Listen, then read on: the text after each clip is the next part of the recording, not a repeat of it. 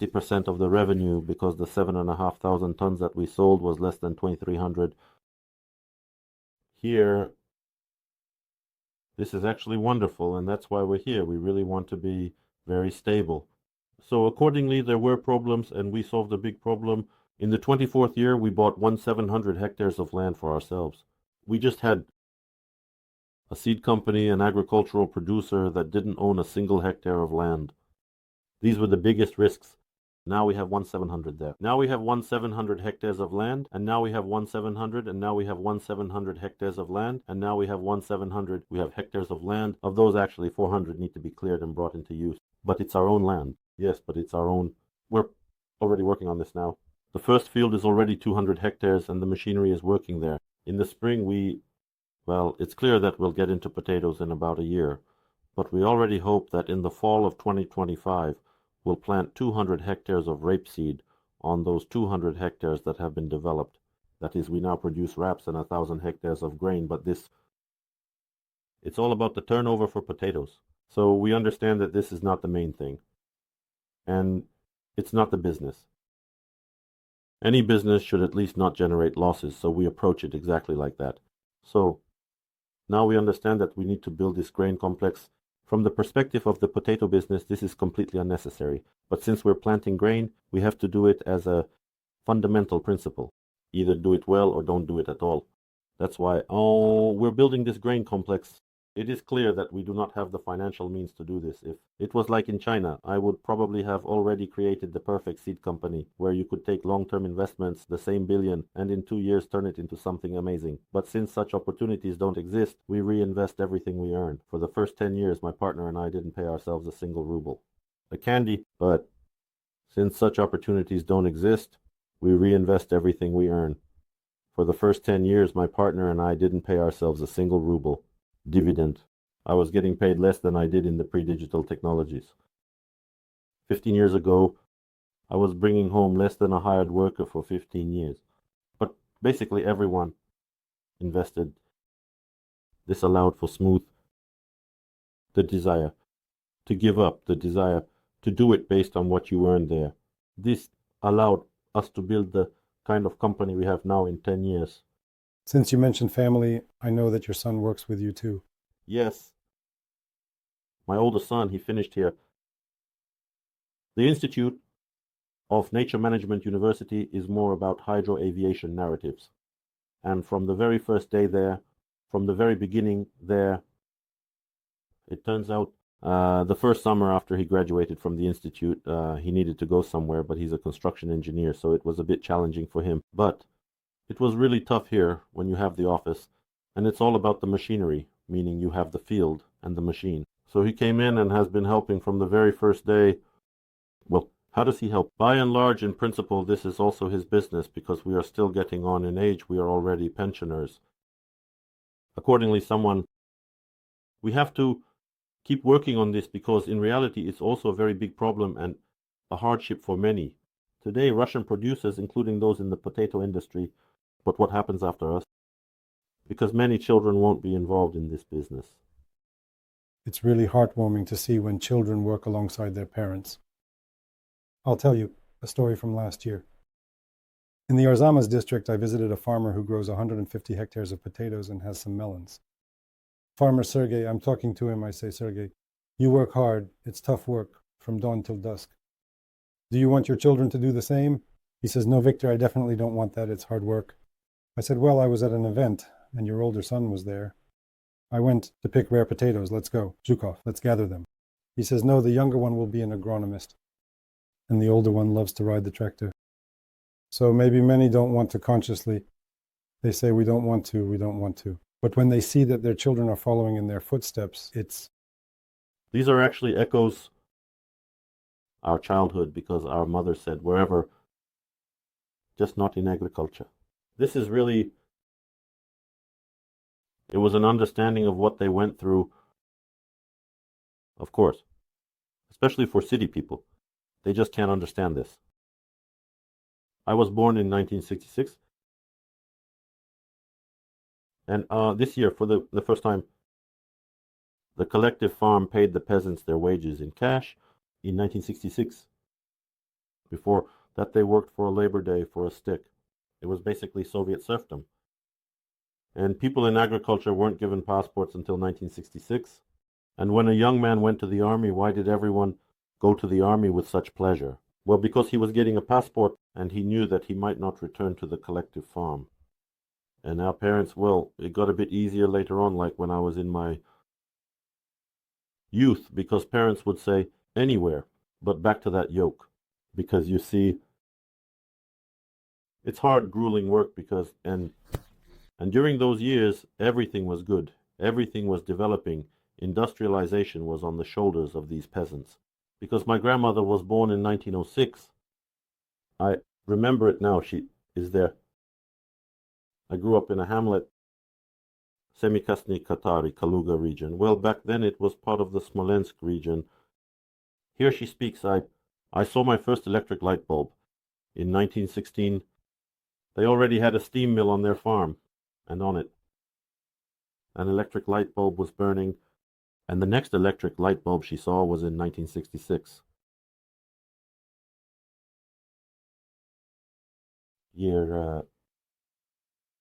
So everything that happened after the war was really about pushing through by any means necessary.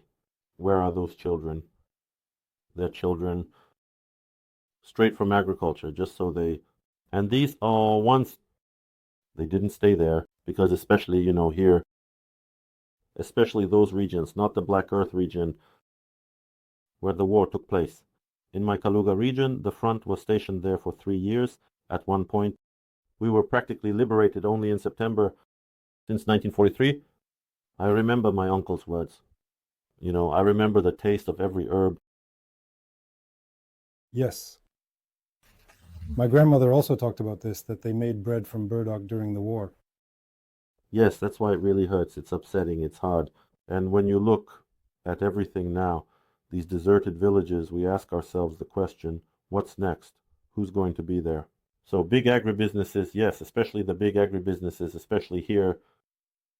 Here, they only think about how much I can earn here and now.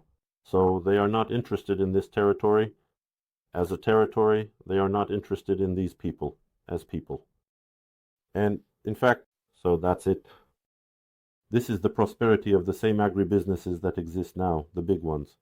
I consider it one of those mega projects. It's based on making money here and now. But it will end soon because there won't be any people left to work in their fields. Even here in the Moscow region, it's one of the biggest problems right now. We say, how is it developing at all? Where are you today? Today we can buy any resource, a tractor, any tractor, even a sanctioned one. Just pay the money and they'll bring it to you. Some technological things. Please, as long as you have money. But even for money, you can't solve this one thing right now. It's a staffing issue. Today, the most important, the most sought after resource that will soon become invaluable is people. So you don't know who will be sitting behind that tractor tomorrow, who will be the laborer in that field. This is the biggest problem. And accordingly, when we talk about our own children, and we understand that my son, he will live with it because it's his business. He's not an employee. That is what, and the owner, an employee risks one unpaid salary. Something didn't work out. I wrote a statement and left after 2 weeks. Well, they didn't pay you bonuses. They didn't pay the salary. But your headache ended exactly 2 weeks after you submitted your resignation. But the owner, won't write a resignation letter for himself. Even if he wants to. Getting out of this business doesn't mean that he'll just walk away from it tomorrow. We have an example of that. We know that the person once says, well, I would sell it, but who will buy it for what you want? Well, you could sell it, but who would pay you that money? So that's the biggest problem. The problem is people who will do this business. And so, for example, the same semen and the same volumes, there I tell my people that even if we become smaller in volume, yes, like today we are here, I want you to, after me they were successful, consistently growing high-quality seed material, and I will manage to ensure that you have all the resources for that. But the other question is, even if you start to downsize, then it will always be there. As long as there is a need for potatoes, people will eat them, which means the same seeds will still be needed. So the prospect is that this, in principle, in a country like Russia, this is still necessary. Moreover, here is the problem of seed production. If we say that we have solved the problem in potatoes, seeds availability, accordingly, something will shift, many will move forward successfully, that they will solve this problem now. And in Mariste, to ensure quality, the material is already available. The question is, even if they won't be importing, but they will maintain these collections, these varieties. I understand that, for example, too, what they are talking about now regarding Russian seed production, Russian potato seeds, well, aside from the words, blah, blah, blah, there won't be anything happening in the near future. Because seed production, this topic, it's a business and it's developing, it's successful, and breeding is a completely different topic. It's not a matter of just wanting it and having it tomorrow. The process of creating a variety requires a school, and it takes about 5 to 6 years to develop some material that can be brought to the level of a variety. And accordingly, this is, well, people who really live there on science. And what kind of science do we have left now in the potato vodka of Russia? Where on its then everything we are trying to present as Russian varieties is exactly those old developments from the Soviet Union. I won't be afraid to say it. There's nothing new, and no one has accepted anything new yet. Or reworkings of Western ones claiming that it's some kind of new variety. Although any genetic analysis will show that this is nothing more than a fraud. Bunch of moms with kids. Yeah, so that's why. Well, I would, of course, like to know where you see yourself and your company in the future. Yes, of course, to fine-tune this quality seed production and basically to attract. Again, we come back to attracting people who are interested in starting this, spending money. Here is the creation here. It could be such a family company focused on breeding. So, if you find people who are interested and you're ready to invest in them, so there are always people who want to get involved in this, and we have someone, a student there. It's not like it used to be. We need to create a foundation for them. Maybe someday we'll get to that. And the example is the same as in Europe. Here it is. For example, there was the same Lange. Please, there was a person who was just gifted. What varieties did he create? And the kids don't need that. The kids support seed production, but they aren't involved in breeding. This is because no one else let him near him, and the children weren't interested, and he didn't attract any strangers to him. So the perspective is there, yes. When you are successful, you earn money, your business will receive. You need to get pleasure from business. Well, why not do it then? Creativity. I believe that in fact this is what we should strive for. We rented these old storage facilities 13 years ago. So we rented 50 hectares of land. Here in the farm, that's where it all started, and then 2 years later we built this hangar. So we were moving from 50 to 80 to 120 hectares, meaning we invested everything we earned, and then it became clear that we needed to move in a certain direction. So we bought a production site in a neighboring farm, but it's 24 kilometers from here. And basically we already started there. So again, there was an old storage facility there. We built 3 new ones there. We built a workshop and a grain storage. Right now we're setting up to build a grain complex. Next year is our anniversary. 15 years. Agree? Yes. And this year in 2024 we started building the office. So this year we're finally moving into the office, and it's my anniversary too, and the company will be 15 years old. So we started, this year we're building the office, and right now we're working on the finishing touches like the landscape design. We'll take care of it. The site, we can go to the lab, but there's nothing there that can surprise me, right? So it's a rented building for now, and it's functional. Everything is there, just like, for example, at Accentus. I sent everyone a message today to show them what the lab should look like, well, how it should be. I think we need to come on August 8th. it will be Pilgrim's Day. And not everyone from Riesa will necessarily come. It's not a must to arrive on the 8th. Even the 7th isn't essential. Especially since that time was also for us. Right. When we started this Farmers of Arzamasca, yes, those are the guys. That is, when we started this topic of seed production, they were all also in the south. There they were looking to buy seeds cheaper, some kind of clearance from a big company, a clearance sale. That's exactly how it would have been in the second field. That's exactly how it would have been later. I actually convinced the guys there that this was wrong. That there is 50% of the success of potato growing is seeds. We actually, that is, sold these seeds to the guys at a reasonable price. Good seeds, and there is a naked variety. Where are there a bunch of these guys whom we really convinced that, guys, you have been these for a long time, that is, but until you change yourselves. And this understanding that potatoes are semen nowhere further than today, where are the guys today, that is, and there are these, I think that,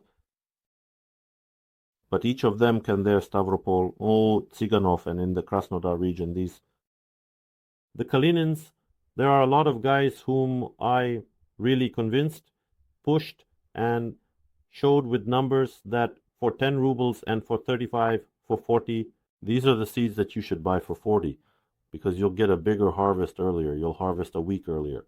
That's probably to spend less money, and we really had to teach them. We were doing that and giving it away for free. Potato seeds. So I suggest we go there to that site and take a look. Yes, it was because we started from here, then we bought some land and we started moving forward there. Accordingly, we bought the land last year there. They demolished the pig farm. It was a large pig farm, one of the biggest in the Moscow region. They demolished it and built there 4 greenhouses. So last year it was like this. We set up a greenhouse and the plants were already outgrowing it, meaning the greenhouse wasn't ready yet. Plants. So we set up 4 greenhouses. And now we have a warehouse for peat. There's still a lot of work to do. A lot. We're still at the stage of getting things going. Probably there, while I live, probably we will all grow forever somewhere.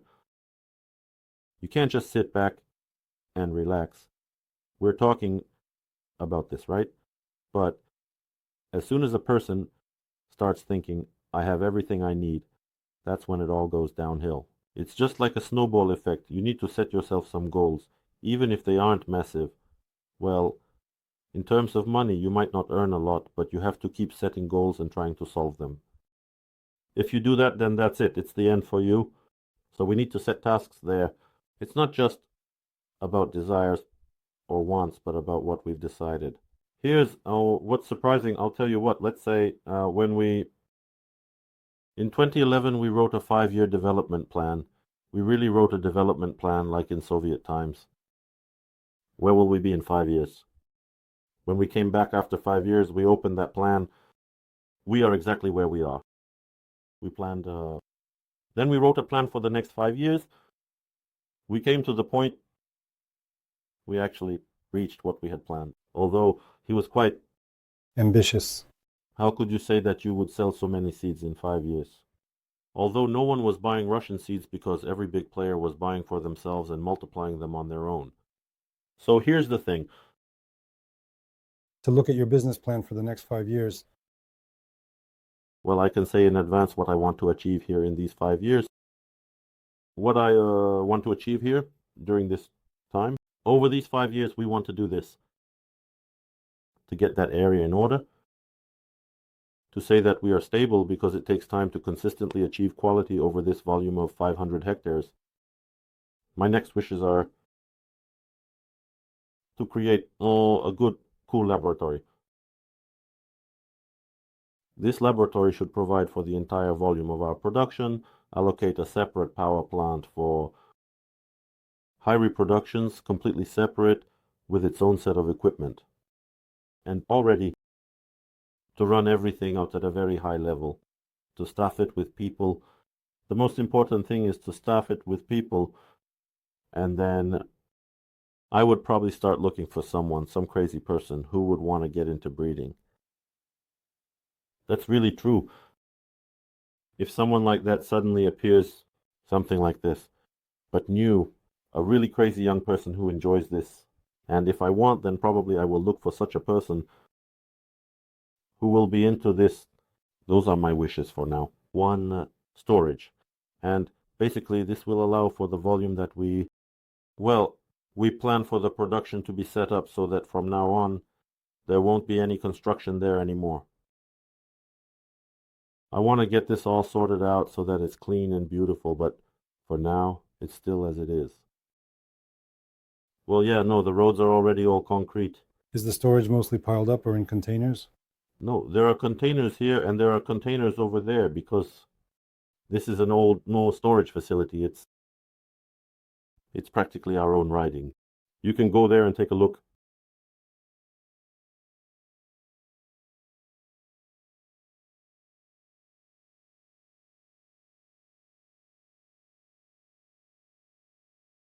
Hello. Hello?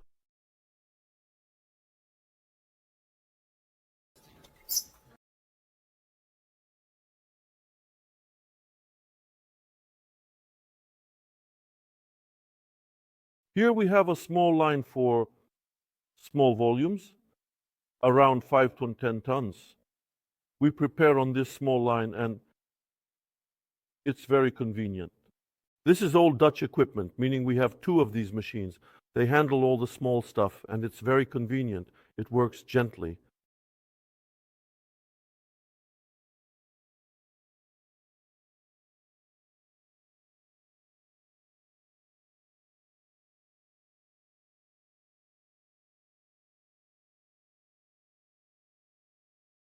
This is the old storage facility.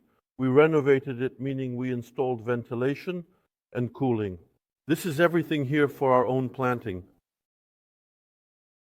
So this is most definitely what will be sold in the coming years.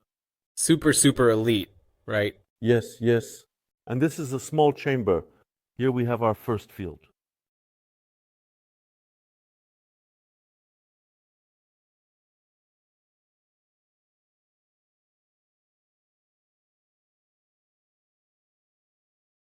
We want to create a separate refrigerator for mini tubers at the greenhouse complex so that we don't have to transport them here for now. So far, we have only just started transporting and cultivating mini tubers. This is the 3rd year. And so probably next year we'll set up a separate chamber there so that everything is self-contained, creating a closed loop. This is actually my son Andre. Hi. Didn't get it. What's it?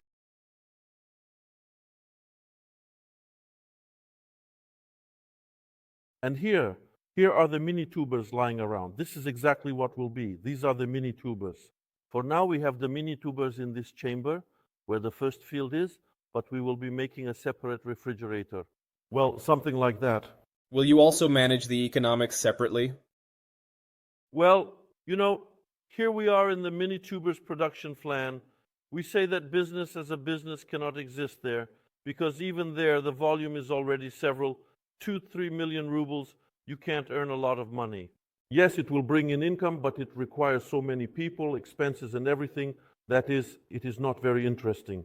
We looked at this, at high reproductions on mini tubers at the laboratory, not as a business, but as our insurance. Because when you have everything from the very beginning, both the test tube and the mini tubers, you don't depend on whether they bring you seeds or not, or what quality they bring. Because let's be honest, even with large companies, there have constantly been problems with the quality of seed material, even when it's supplied from abroad. You can't just blame someone else for the problems, you have to start with your own. But the question is, it might really not be their fault, and now you can do something about it. It's a long cycle and you can't do anything about it. Not only do you sell the harvest once a year, but you also have to spend another 4 years working on it before you can sell. And if you don't, we wanted to leave this bunker here. We were planning to install a dryer right here so that the grain could go directly into the grain storage. According to the regulations, there should be at least 50 meters to the nearest house. So the whole project fell apart and we had to move here. So we didn't even start tearing it down because we thought we could just put the dryer right here on this roof. You can't do that. then we could have easily fit a 5,000 here, and everything would be self-contained here. No regulations. Yes, regulations. This is all VR for us. This storage is completely VR.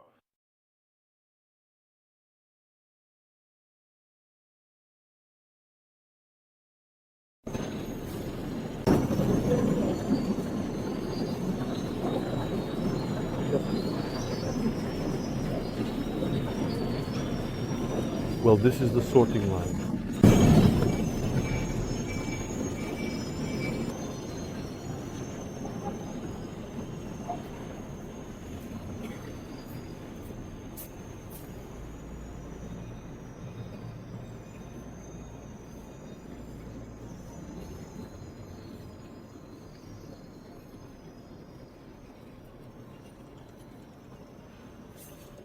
Here we have 3 chambers, each with a capacity of 1,000 tons for container storage, ready for shipping. So this is all with cold storage. The shipping has already started.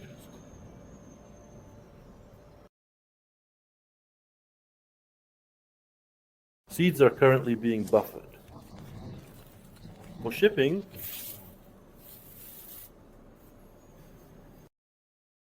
we could have placed 5,000 square meters in this area. Again, it's about the expertise and the project. And then we could build in about 3 to 4 years. And here, is it based on what you're building there? At the same time, we're also getting the construction permits. Right now, the installation is underway. In the past, last year we got our first greenhouse. This is the first greenhouse. We first rented a greenhouse for 1 year, and then last year we got our first one. We started building our own greenhouse. They fell off, friends. The first greenhouse to build, so we had 1 light module on top, and we had to, first of all, grow 2 harvests from the very first year. In 1 greenhouse, we have 2 harvests because we needed to form the volume. And accordingly, we get there. Well, since we don't have heat, well, so that a little earlier, that is accordingly, that is, the question is, will you get there or not? The second one will grow. So, to solve this problem, we've already built 4 greenhouses. I'll show you. This year, we decided that we need a second light module, and we're currently installing it so that we can have the opportunity to grow in April right away. To plant quickly and manage to do it in a couple of greenhouses again. To grow the second harvest. And no, this. We're preparing the space for the light module that we'll be launching in a month. And now let's head upstairs where we've been working for 2 years. Look, we're already on the 3rd run. The 3rd run, the run. I apologize. I sincerely wish you creative success in the near future. This is a slightly intricate wish that in the next 5 to 10 years you will come to creativity. I wish success for your company. We're about to wrap up the SIM card leader. If there's a chance, just a little tour of the experience, of course.